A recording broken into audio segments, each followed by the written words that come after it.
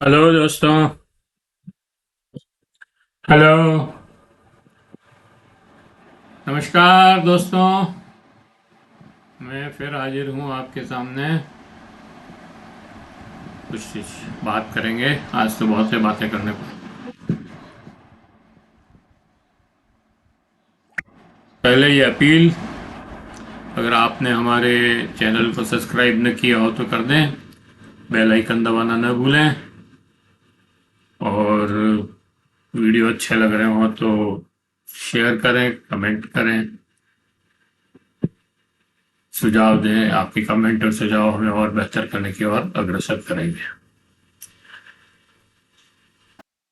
दोस्तों, आज हरियाणा और जम्मू कश्मीर के परिणाम आ गए। जम्मू कश्मीर में जैसा कि लग रहा था, नेशनल कॉन्फ्रेंस और कांग्रेस विजयी रहे हैं। और लेकिन जम्मू में भारतीय जनता पार्टी ने बहुत अच्छा किया। भारतीय जनता पार्टी 29 सीटें जीत के आई, जबकि शायद कांग्रेस को एक सीट ही मिली वहां पर। और कांग्रेस का कुल मिलाकर के प्रदर्शन बहुत अच्छा नहीं रहा, न जम्मू में अच्छा रहा और न कश्मीर में।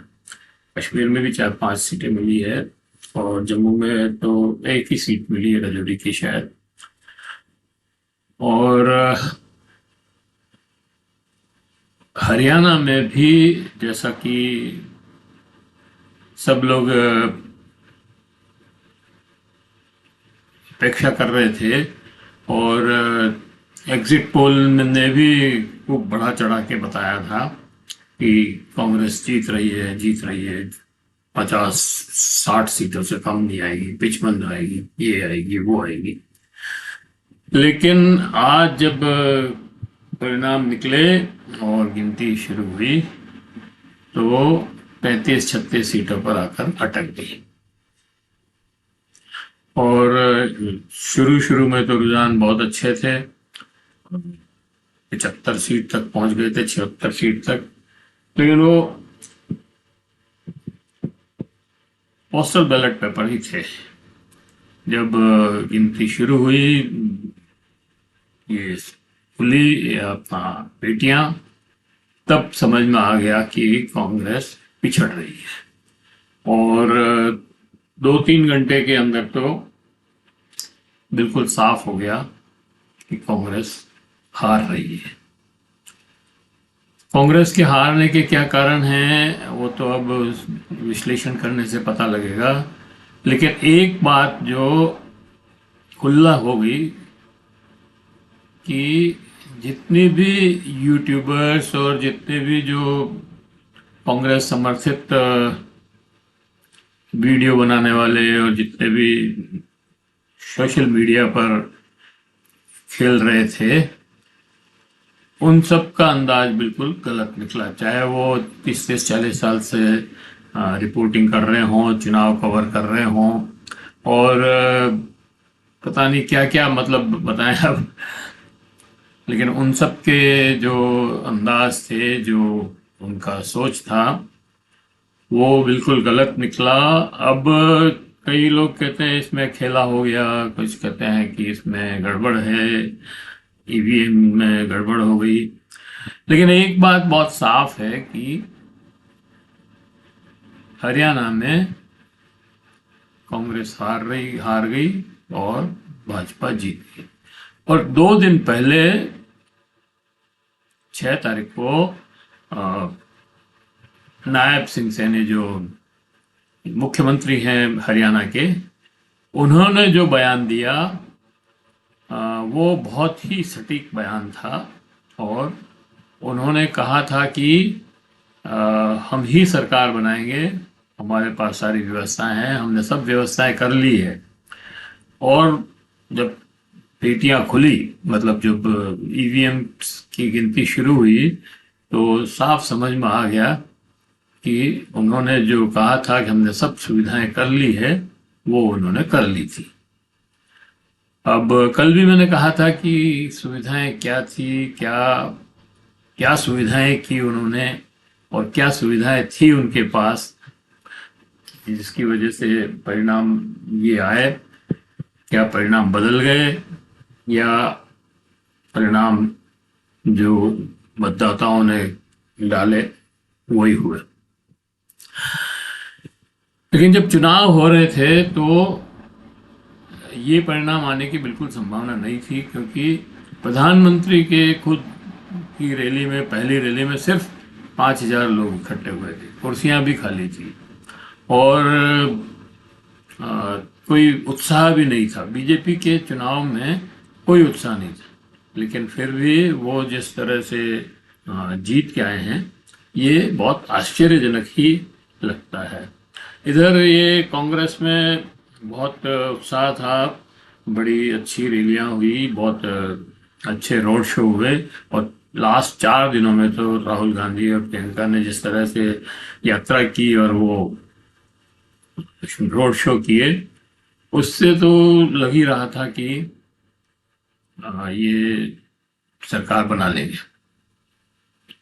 पर वो सब अंदाज गलत निकले और हमने भी जो वीडियो बनाया उसमें उन्हीं को देख करके बनाए थे और घोषणा की थी कि भी कांग्रेस की सरकार बन रही है वहाँ निश्चित रूप से और 60, 65, 70 सीटें जीत सकती है।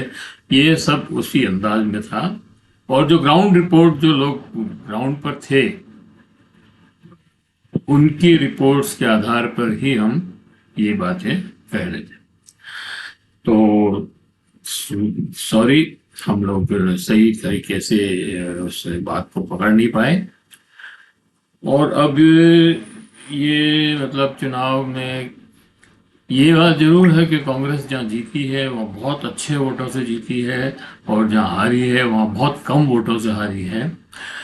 लेकिन फिर भी ये तो हार तो हार है, चाहे एक वोट से हारे। दूसरी बात यह है कि बीजेपी की जो स्ट्रेटेजी थी वो काम आई। उन्होंने जिस तरह से निर्दलियों का उपयोग किया और बीजेपी के एक कैंडिडेट नहीं लड़ रहा था, हर सीट पे 2-2, 3-3 कैंडिडेट लड़ रहे थे, चाहे वो निर्दलीय के नाम से लड़ो, चाहे आजाद समाज पार्टी के नाम से लड़ो, चाहे बीएसपी के नाम से लड़ो, चाहे जेजेपी के नाम से लड़ो, चाहे चौटाला के नाम से लड़ो। मतलब जिस तरह से इन्होंने बिछात बिछाई वो उसमें सफलता मिली है, इसमें कोई दो राय नहीं है। और कांग्रेस की इस तरह की कोई तैयारी नहीं थी और इसलिए वो हारने के काबिल ही थे और हारे थी। तो इसमें तो कोई नई बात कहने की जरूरत ही नहीं। कश्मीर में जरूर कांग्रेस को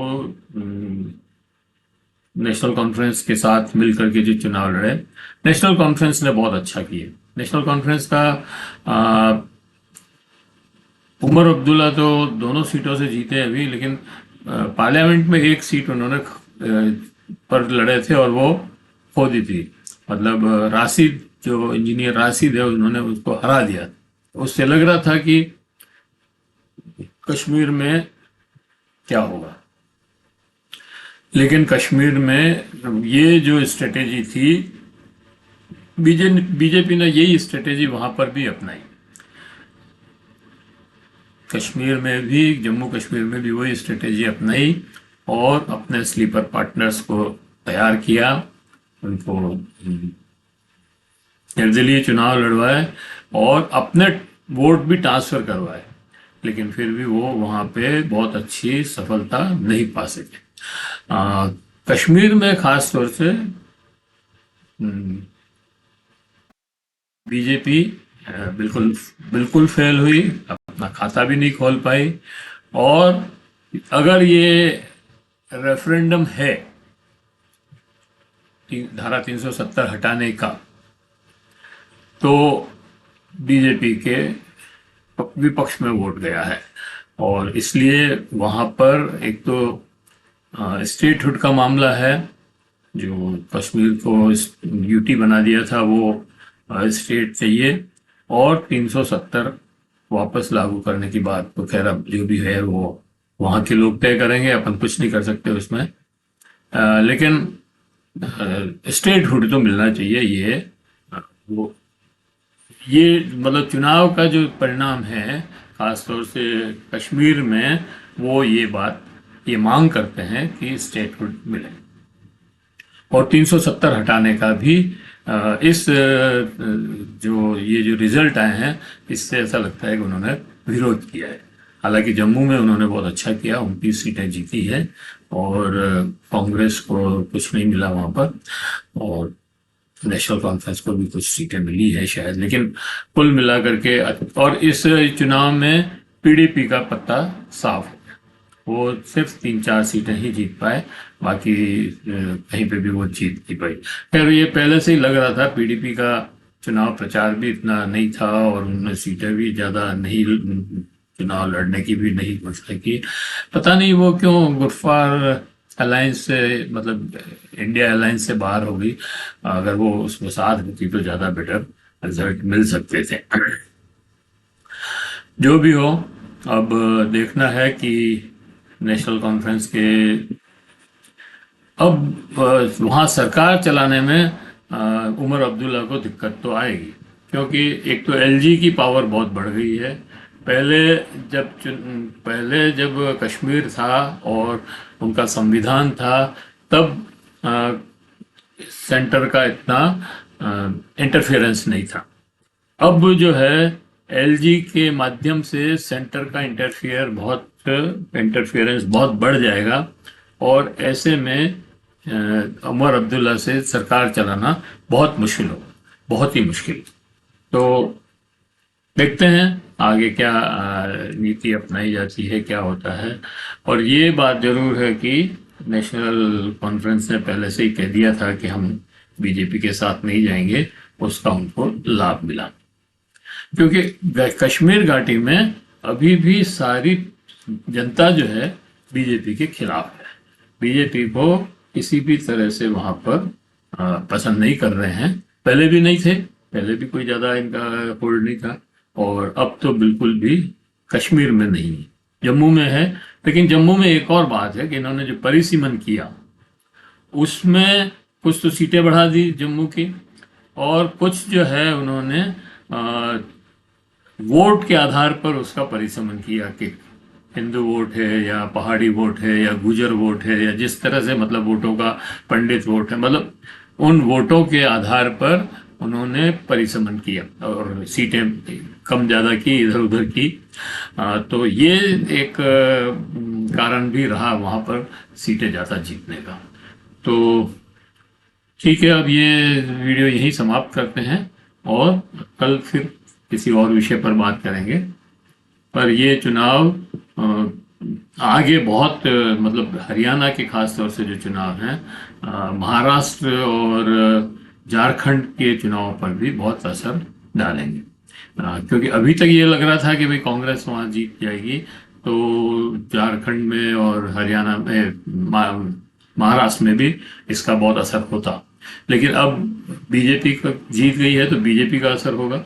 अब देखते हैं कि महाराष्ट्र में क्या स्थिति बनती है। अगले महीने है चुनाव, अगले महीने नहीं तो अगले महीने हो जाए, उसके महीने, मतलब दिसंबर पहले तो होने ही है, नवंबर के 26 नवंबर के पहले होने हैं शायद, ऐसा कुछ है उसमें। तो एक बार फिर आपसे अपील कि अगर आपको ये वीडियो पसंद आए हो तो लाइक करें, हमारी चैनल को अभी तक आपने सब्सक्राइब न किया हो तो सब्सक्राइब कर लें, बेल आइकन दबाना न भूलें, और कमेंट बॉक्स में जाएं, कमेंट लिखें। धन्यवाद।